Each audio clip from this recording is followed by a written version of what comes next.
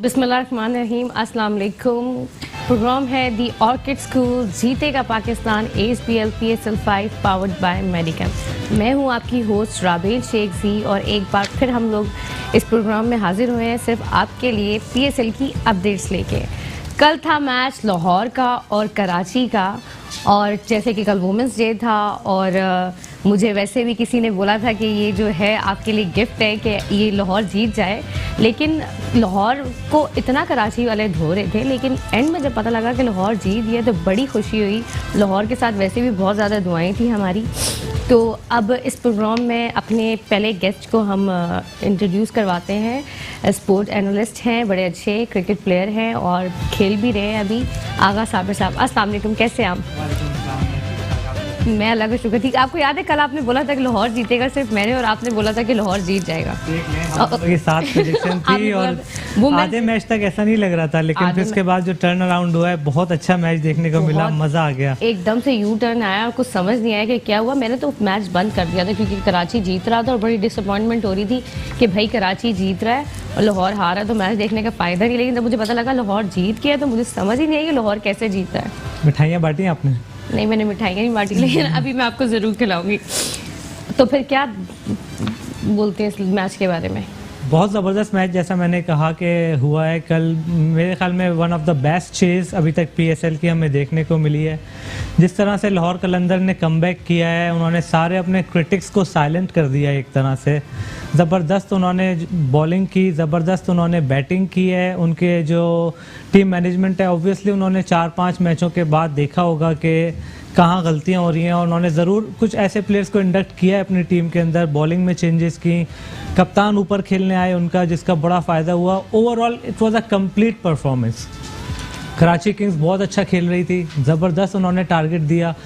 एक 180 प्लस का टारगेट आप देखते आए हम पिछले मैचों में कि अमूमन इतना आसान नहीं होता चेस करना, और जिसने भी पहले बैटिंग की है इतना बड़ा स्कोर किया है वो टीम जो है मैच जीती है। लेकिन जिस तरह से उन्होंने लाहौर कलंदर ने चेस किया है, I think hats off to them and momentum is now with Lahore Qalandar. This is the most dangerous team in this PSL। जिस तरह से वो लोग खेल रहे हैं और जिस तरह से परफॉर्म कर रहे हैं, आई हैव नो डाउट अब मुझे ऐसा लगता है कि लाहौर कलंदर जा रही है। डंक के बारे में जितना बोला जाए वो कम है। कल काफी में स्टेटस देख लोगों ने लिखा होता है डंक इज ड्रंक। उन्होंने ऐसा डंक मारा है कराची को और उससे पहले कोयटा ग्लैडिएटर को कि आप सोच नहीं सकते। मतलब जिस तरह की उन्होंने इनिंग्स खेली है। उससे पहले मैच में हम बात कर रहे थे मुल्तान सुल्तान के, जिसमें जेम्स विंस ने जो है 65 रन बनाए थे चेजिंग में। तो मैं कह रहा था कि ये बेस्ट चेजिंग में जो है स्कोर है, इतनी अच्छी चेज किसी ने नहीं की।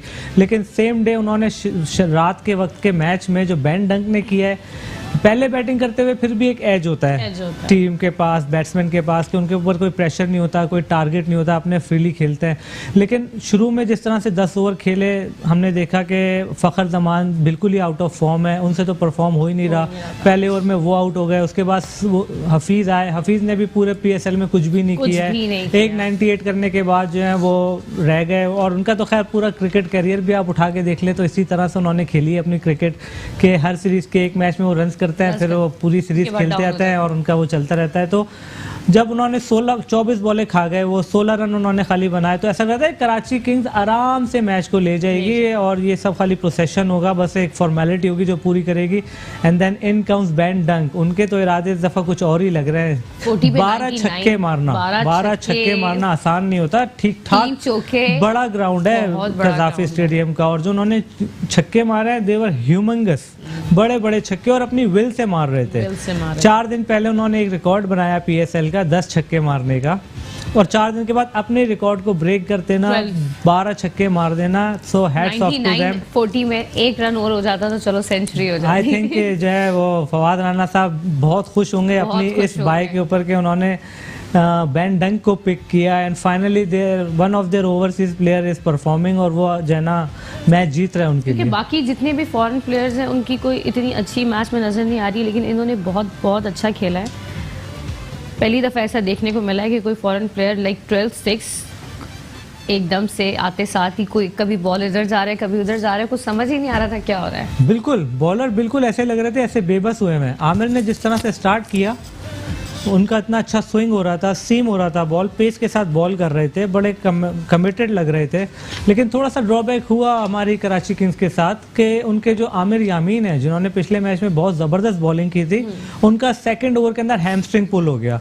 तो वो जो 4 ओवर थे, वो 3 ओवर जो थे वो उनको जो है ना अपने किसी मेकशिफ्ट बॉलर से कराने पड़े। उन्होंने कैमरून डेलपोर्ट को ट्राई किया, वो भी नहीं रोक पाए। उन्होंने फिर उमर का एक ओवर नहीं करवाया। कप्तान खुद जो है ना बेबस नजर आया। आई मीन थोड़ा सा बॉलिंग के लिए भी जो है ना उनको देखना पड़ेगा कराची किंग्स को, ये कहाँ स्ट्रगल कर रहे हैं। चलें टॉप रन स्कोर्स बता दें। सबसे टॉप पे जो हैं वो हैं रॉन्ची 248 के साथ, फिर है मेरे फेवरेट इस्लामाबाद के शादाब खान 237 के साथ, और सेम कर रहे हैं कामरान अकमल 237 के साथ। रॉन्ची तो बहुत ही न्यू क्रोंकी जो है बहुत मंजे हुए प्लेयर हैं। इससे पहले सारी क्रिकेट उन्होंने अपनी खेली है ऑस्ट्रेलिया में, ऑस्ट्रेलिया की डोमेस्टिक में खेले हैं। ऑस्ट्रेलिया के लिए उन्होंने डेब्यू किया अपना और काफ़ी परफॉर्म किया अपना लाहौर, क्या कहते हैं, ऑस्ट्रेलिया के लिए। And then he move to New Zealand, और उसके बाद अपना सारा इंटरनेशनल करियर वो न्यूजीलैंड से खेलते रहे। न्यूजीलैंड के लिए बहुत अच्छा परफॉर्म किया। जो मैककलम के साथ उनकी बड़ी अच्छी जो है ना अंडरस्टैंडिंग थी। हालांकि दोनों विकेट कीपर थे, लेकिन वो उनके अपने डायनामिक्स ऐसे थे कि वो फिर भी अपनी जगह बनाने में कामयाब हुए। And then he shifted to leagues, फिर वो आना शुरू हो गया हमारे पीएसएल में। और पीएसएल के हर सीजन में आप देखें, he is the backbone Islamabad United. Her match में वो तेज रन करते हैं और कंसिस्टेंट हैं। और ना सिर्फ वो रन्स कर रहे हैं, उनकी कीपिंग और उनके जो फीडबैक है, जिस तरह से टीम को वो चलाने की कोशिश कर रहे हैं, बहुत जबरदस्त प्लेयर हैं। उनकी जितनी तारीफ की जाए। शादाब खान के बारे में क्या बोलेंगे, क्योंकि इस्लामाबाद से और बहुत यंग है और बड़ा अच्छा खेलता है, अभी टॉप स्कोर में भी है। शादाब खान ने बहुत ज़्यादा इम्प्रेस किया है, जिस तरह से उन्होंने अपने आप के ऊपर रिस्पॉन्सिबिलिटी ली है। देखें, वो लड़का जो है ना लंबी क्रिकेट खेलना चाहता है। थोड़ी सी कंट्रोवर्सीज भी आई उनके ऊपर, और उनके ऊपर प्रेशर भी था परफॉर्मेंस का। उनकी वो परफॉर्मेंस नहीं आ रही थी पिछले सीरीज के अंदर जो हम उनसे एक्सपेक्ट कर रहे हैं, जिसका उन्हें भी अंदाज़ा था। तो उन्होंने ये देखा, अपने आप को खुद सेल्फ एनालाइज किया कि मैं क्या ऐसा कर सकता हूं कि मैं अपनी परफॉर्मेंस को बेहतर करूं और अपनी टीम के अंदर जगह बनाऊं। तो उनकी बैटिंग बड़ी ज़बरदस्त थी। उन्होंने बैटिंग के ऊपर आई एम श्योर कि बहुत मेहनत की है। ऑफ सीजन में in the nets, bowling machine में, कोचेस के साथ जिस तरह के शॉट्स उन्होंने डेवलप कर लिए हैं, आप देखें कि ऐसा नहीं लगता कि कोई बॉलर बैटिंग कर रहा है। बिल्कुल करेक्ट उनका जो है टेक्निक है, बॉल की लाइन में आके खेलते हैं, of the back foot, square cuts हैं, पुल्स हैं, ड्राइव्स हैं, लॉफ्टेड ड्राइव्स हैं। हर तरह से इस तरह से उन्होंने इनिंग्स खेली है कि उनके रन्स पता ही नहीं लगे। विदाउट अ फर्स्ट जो है वो खेल गए और जो है ना 150 के स्ट्राइक रेट से रन बना रहे हैं। बहुत ज़बरदस्त बात है, बहुत खुशी की बात है। हमें थोड़ी सी ये फिक्र थी कि जिस तरह से हमारे बैट्समैन परफॉर्म कर रहे हैं, तो हम T20 वर्ल्ड कप के अंदर क्या टीम लेकर जाएंगे। लेकिन शादाब की इस तरह से बैटिंग करने से हमें ये तो जो है ना एक इत्मीनान है कि हमारे पास 5वें 6ठे नंबर का एक पक्का बैट्समैन अब मिल गया, alongside who can bowl, and obviously उनकी फील्डिंग तो है ही जबरदस्त। तो hats off to Shadab Khan and all the best to him. अच्छा, टॉप विकेट टेकर के बारे में बात करेंगे। सबसे टॉप पे हैं मोहम्मद हसनैन 14 के साथ, फिर हैं मोहम्मद आमिर 9 के साथ, और वहाब रियाज है 9 के साथ। मेरा ख्याल से वहाब रियाज को या आमिर को 14 पे होना चाहिए था और मोहम्मद हसनैन को नीचे होना चाहिए था। ये इन दोनों को इससे भी ऊपर होना चाहिए था। आप क्या बोलते हैं? देखिए, हसनैन ने जो बॉलिंग की, अगर आप उसकी बॉलिंग देखें तो आप देख सकेंगे कि उन्होंने 14 आउट क्यों किए। उन्होंने आउट किए हैं अपने पेस से, शेयर पेस के साथ उन्होंने बॉलिंग की है हर मैच में। ऐसा नहीं उन्होंने आउट किए कि बैट्समैन इधर मार रहा है उधर मार रहा है बस विकेट मिल गई। उन्होंने बाकायदा प्लान करके, जिस तरह से उन्होंने कामरान अकमल को आउट किया, जिस तरह से उन्होंने 4 विकेटें ली, उनको पता था कि कौन सा बैट्समैन उन्हें कहाँ शॉट मारना चाह रहा है। उन्होंने उसके अगेंस्ट बॉलिंग की और उनकी लेंथ बहुत अच्छी है, उनकी फिटनेस बहुत ज़बरदस्त है। इतनी तेज बॉलिंग कर रहे हैं। उनका बॉल आप देखें इन विकेट के ऊपर भी सरफराज के अबव द शोल्डर कैरी हो रहा है, इतना उनका बॉल फ्लाई कर रहा है। तो डेफिनेटली वो डिजर्व करते हैं टॉप विकेट टेकर होना। इससे पहले भी जो हमारी सीरीज हुई थी बांग्लादेश के खिलाफ, अच्छी बॉलिंग की उन्होंने। वैसे लेफ्ट होते हैं तो इसका भी कोई है? देखिए, लेफ्ट आर्म बॉलर तो पाकिस्तान काफ़ी अरसे से प्रोड्यूस कर रहा है। हमारे पास आमिर हैं बल्कि, और वहाब रियाज हैं, उस्मान शिनवारी हैं, शाहीन शाह अफरीदी हैं। लेकिन ऑफ लेट इतने अच्छे हमारे जो लेफ्ट आर्म सीमर्स हैं, उनकी बॉलिंग परफॉर्मेंस नज़र नहीं आई है। स्पेशली हमारे ये उस्मान शिनवारी तो बिल्कुल ही आउट ऑफ कलर लग रहे हैं। उन्होंने जिस तरह से कल बॉलिंग की है, जिस तरह से उनकी जो है ना पिटाई लगी है, इट्स बीन डिसअपॉइंटिंग। आमिर का बॉल दोबारा स्विंग होना शुरू हो गया है, नए बॉल से विकेट ले रहे हैं, रन्स नहीं दे रहे हैं, that is a very good sign. और शाहीन शाह अफरीदी की जितनी तारीफ की जाए कम है, बहुत ज़बरदस्त बॉलिंग कर रहे हैं, बहुत अच्छी फॉर्म में है। लेकिन ये रिस्पॉन्सिबिलिटी हमारे क्रिकेट बोर्ड पर भी पड़ती है कि देखें इंजरी इश्यूज आना शुरू हो गए हमारे बॉलर्स को। अभी ये लोग बांग्लादेश की सीरीज खेल रहे थे, अब ये PSL खेल रहे हैं, 1 वीक का गैप होगा, उसके बाद फिर बांग्लादेश की सीरीज़ है। तो इसमें जो है वर्कलोड मैनेजमेंट का जो ना मुझे जो ना बड़ा फुकदान नज़र आ रहा है। हमने देखा अभी हमारे एक स्ट्राइक बॉलर नसीम शाह जो है वो अनफिट हो गए, विच इज़ वेरी अनफॉर्चुनेट। वो ऐसे हमारे प्रोस्पेक्ट हैं कि जिनको जो ना बड़ा केयरफुली हैंडल करना होगा, प्रोफेशनली हैंडल करना होगा। हमने देखा है इंग्लैंड में, ऑस्ट्रेलिया में, इवन इंडिया में आपके देखें बुमराह हैं या शामी हैं, ईशांत शर्मा। चलिए हम आपसे बात करते हैं। नाज़रीन यहाँ लेंगे एक छोटा सा ब्रेक, देखते रहिए। एक दी ऑर्किड स्कूल जीतेगा Pakistan ASBL PSL 5 powered by Medicam.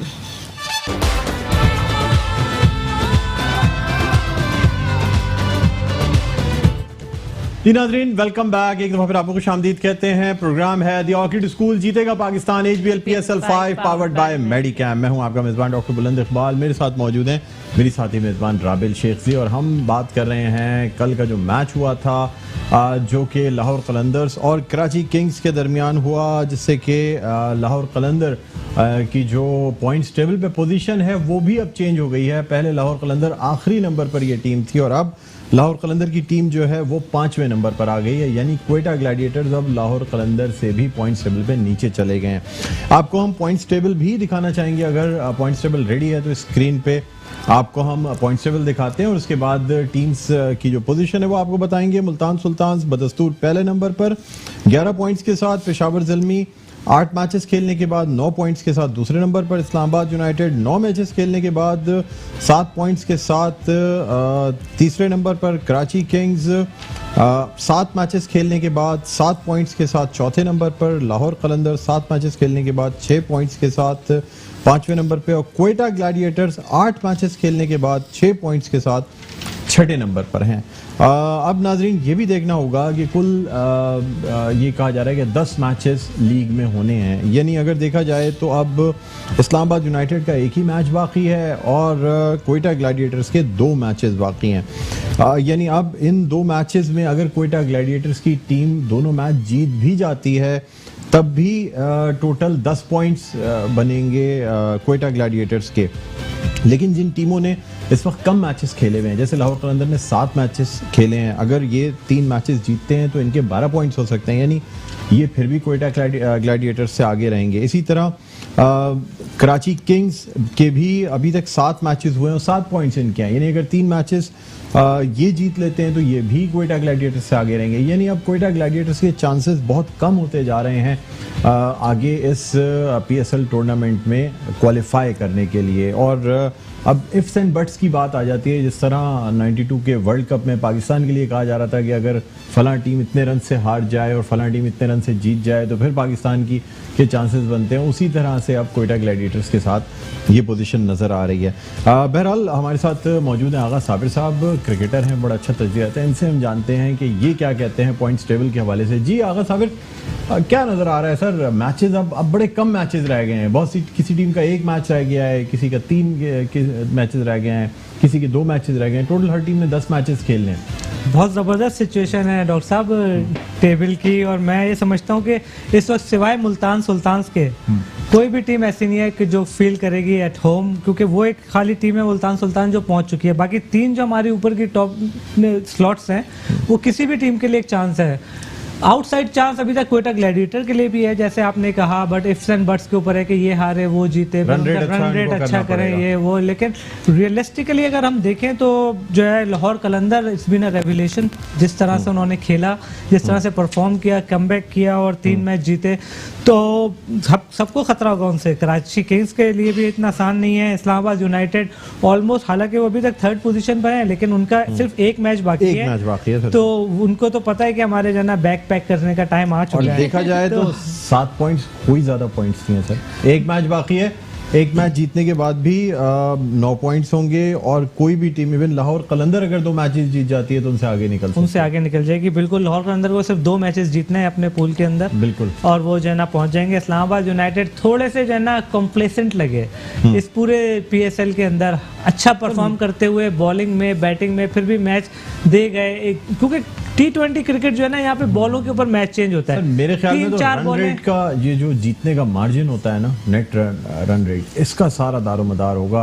Teams के पॉइंट्स तो तकरीबन 2-3 टीमों के सेम पॉइंट्स होंगे। सेम पॉइंट्स हो जाएंगे बिल्कुल। और जिस तरह से ये भी एडवांटेज जो है लाहौर कलंदर को जाएगा, क्योंकि उन्होंने जिस तरह से रन्स बनाए हैं, चेस किए हैं और कोयटा ग्लैडिएटर को 100 रन के अंदर आउट किया है। 200 रन उन्होंने कल कराची के खिलाफ चेस किया, तो उनका रन रेट डेफिनेटली ऊपर चला गया।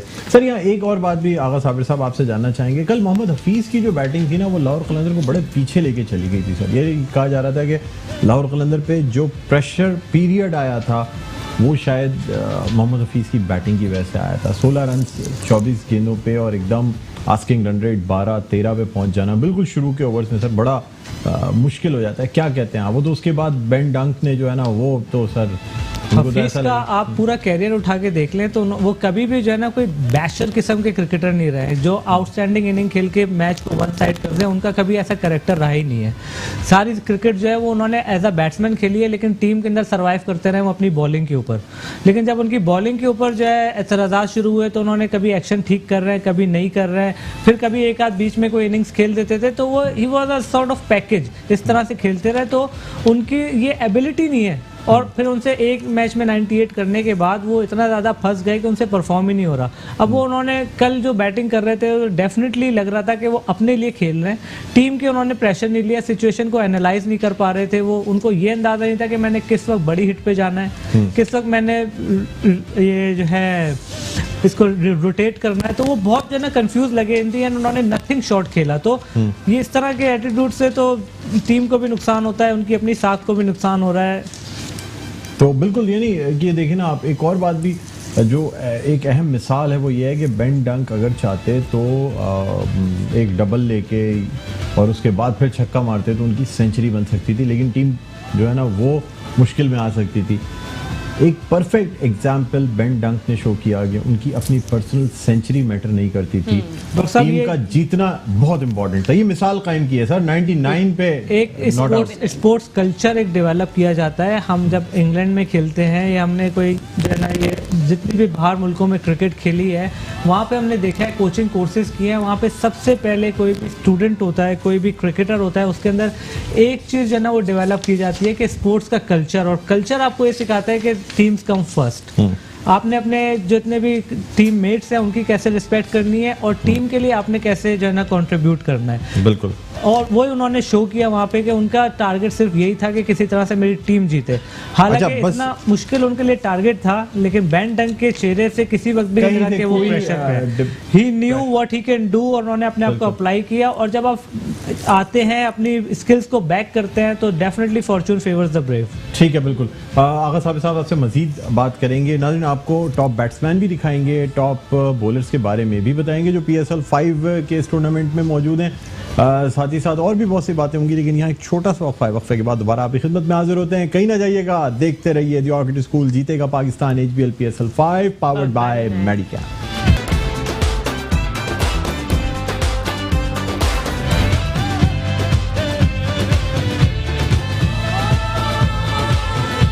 वेलकम बैक, एक दफा फिर आपको खुशामदीद कहते हैं और आप देख रहे हैं द ऑर्किड स्कूल जीतेगा Pakistan HBL PSL 5 powered by Medicam. यानी ये जो प्रोग्राम पेश किया जाता है मेडिकैम के ताबन से पेश किया जाता है। मेडिकैम लाहौर कलंदर्स के पार्टनर्स भी हैं। आपने देखा होगा कि लाहौर कलंदर्स के जो प्लेयर्स हैं उनकी हेलमेट के ऊपर साइड में जो है मेडिकैम मौजूद है। यानी और आपको ये भी बताते चलें कि द ऑर्किड स्कूल जो है वो एकेडमिक पार्टनर है लाहौर कलंदर्स के। बहरहाल कल का जो मैच है उस पर मेडिकैम की जानिब से भी लाहौर कलंदर्स को बहुत बहुत मुबारकबाद, कॉन्ग्रेचुलेशंस कि उन्होंने बहुत अच्छा विन किया।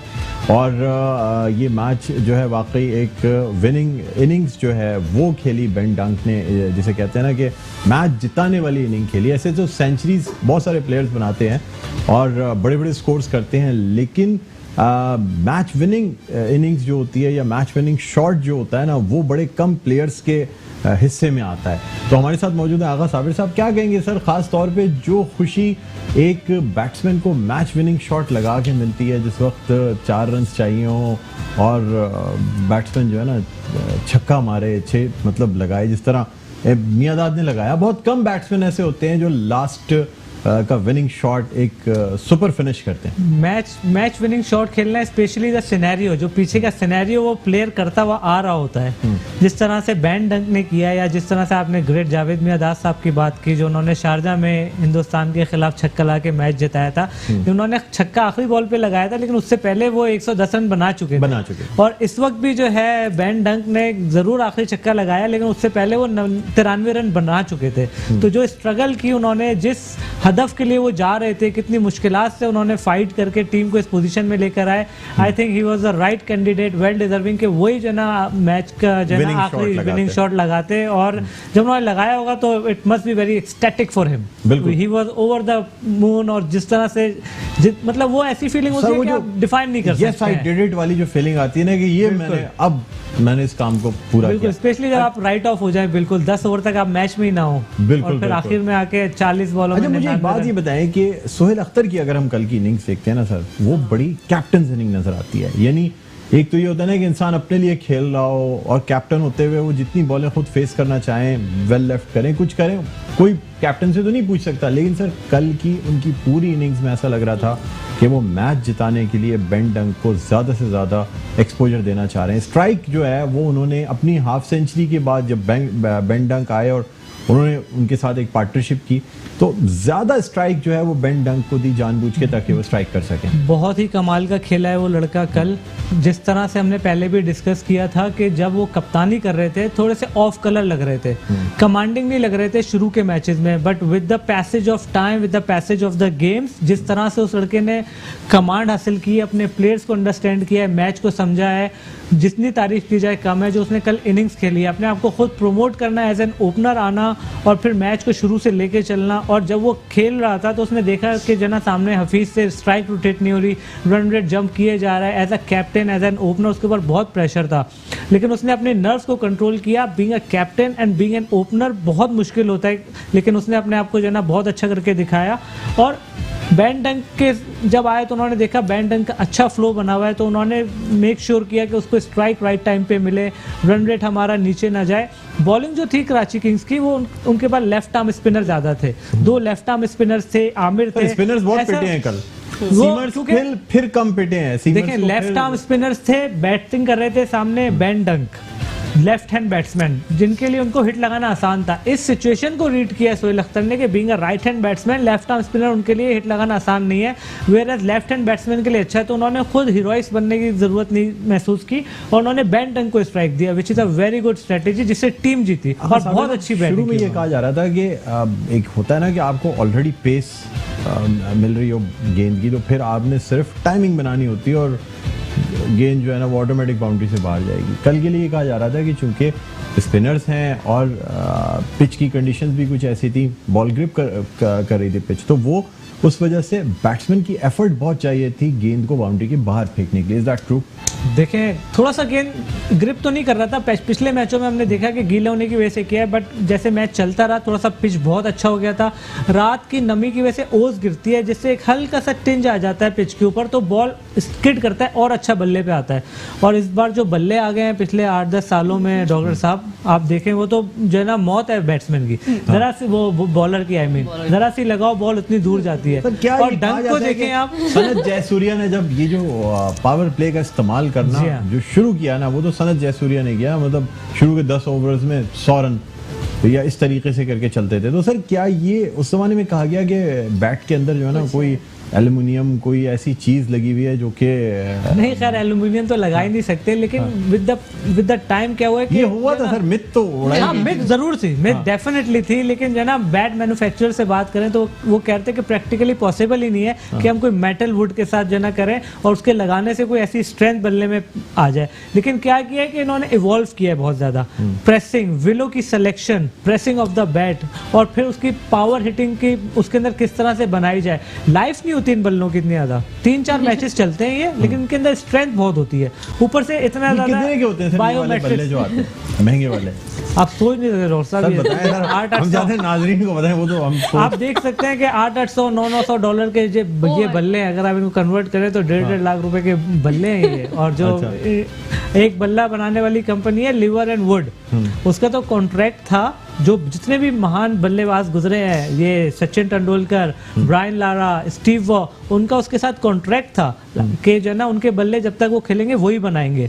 लेकिन क्योंकि वो रजिस्टर्ड नहीं थे तो उन्होंने बोला था कि आपने इसको डिस्क्लोज नहीं करना, वंस वी रिटायर हम खुद डिस्क्लोज कर देंगे। तो उसने अपना पूरा बताया कि वो पूरे साल के अंदर 100 बल्ले बनाता है। अच्छा, इतने सेलेक्टेड बल्ले और इतनी मेहनत से बनाते हैं, पूरे साल में सिर्फ 100 बल्ले बनाते हैं वो। तो आप सोचें वो क्या बल्ले होंगे। रोज राइस बनती है बिल्कुल सेलेक्टेड मेड टू ऑर्डर, उस तरीके से। बायोमैकेनिक्स का भी बड़ा जो है ना वो आ गया। प्लेयर्स ने अपनी बॉडी को ज्यादा अंडरस्टैंड करना शुरू कर दिया है। जिम वर्कआउट, डाइट वगैरह, ये सब मिलकर जो है ना जो पावर हिटिंग है जिसको एंजॉय करती है क्राउड, बड़े बड़े छक्के, ये इसका। सर लास्ट क्वेश्चन आपसे शॉर्ट आंसर चाहूंगा, मुझे बताइएगा कि जिस तरह आपने पहले भी कहा था कि इसमें most of the international players अपने ट्वाइलाइट पे हैं करियर के, यानी बस अब सर इस पीक के बाद जो है ना फिर डाउन है, मतलब रिटायरमेंट है या मतलब लंबे ओवर्स की या लंबे फॉर्मेट का गेम खेलेंगे। सर अच्छा परफॉर्म कर रहे हैं, जबकि पाकिस्तानियों की सर वो परफॉर्मेंस नहीं नज़र आ रही। इवन ऐसे प्लेयर्स जो कि बहुत सीनियर प्लेयर्स हैं वो भी परफॉर्म नहीं कर पा रहे हैं सर, उनसे बेहतर नए लड़के परफॉर्म कर जाते हैं, क्या वजह है? बहुत वरिंग साइन है। हम ये शुरू के पीएसएल से बात कर रहे हैं कि जब भी पाकिस्तान वर्ल्ड कप खेलने जाता है, हमारे जो बैट्समैन है वो कभी भी इस तरह से जो है ना छक्के नहीं मारते। कभी भी ऐसा नहीं लगता कि 12-13 का एवरेज है तो 6 बॉलों में 2 छक्के मार के उसको पूरा कर देंगे। और जब पीएसएल स्टार्ट हुई थी तो हम यही होप कर रहे थे कि हमें कोई ऐसे 1-2 स्ट्राइकर्स मिल जाएंगे। एक शायद अफरीदी थे पाकिस्तान के पास जो नेचुरल स्ट्राइकर थे, लेकिन पाकिस्तान जब भी T20 वर्ल्ड कप में अच्छा करता है वो अपनी बॉलिंग की वजह से करता है। और आज 5 सीजन के बाद भी आपके पास अभी तक कोई छक्के मारने वाला या डोमिनेंट बैट्समैन आपके पास नहीं है। नहीं, बिल्कुल। ये जो है ना फॉल्ट है, मैं कहूँगा कि क्रिकेट बोर्ड का, उन्होंने आइडेंटिफाई नहीं किए।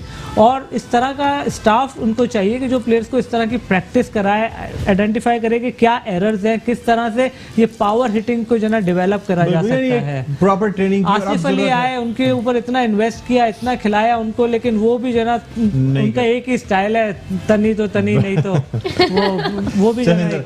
बिल्कुल, बहुत शुक्रिया आगा साबिर साहब, आपने जो है ना हमारे प्रोग्राम में शिरकत की। नाज़रीन, उम्मीद करते हैं आपको प्रोग्राम पसंद आया होगा और बहुत बहुत मुबारकबाद एक दफ़ा फिर लाहौर कलंदर्स को, बड़ी ज़बरदस्त विक्ट्री कल उन्होंने अपने होम ग्राउंड पे हासिल की है। अब देखना ये होगा कि बाकी जो मैचेस रह गए हैं, फिर कराची में भी 12 तारीख से मैचेस शुरू होने वाले हैं, तो उनका भी तजज़िया आपके सामने लेकर आएंगे। मुझे बुलंद इकबाल को और मेरी साथी मेज़बान राबेल शेख को इजाज़त दीजिए। अपना बहुत ख्याल रखिएगा। अल्लाह हाफ़िज़।